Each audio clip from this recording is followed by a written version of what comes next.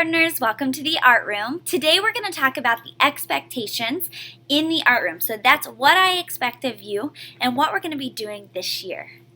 Expectation 1. Come into the classroom quietly and sit in the assigned seat that I give you the first day of art class.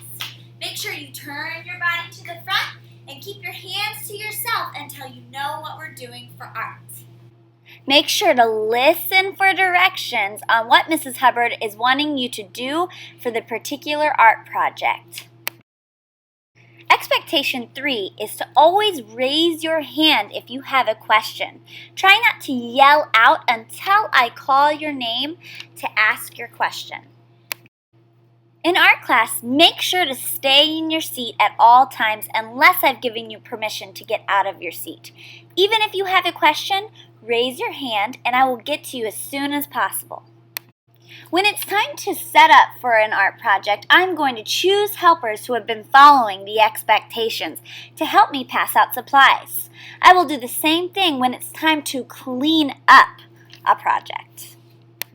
Sometimes projects take more than one class period, so even if you're not done, 5 minutes before class ends, we will begin cleaning up.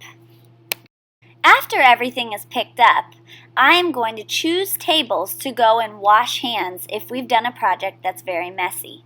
After you wash your hands, you'll go and you'll sit in the line. Let's do a quick review.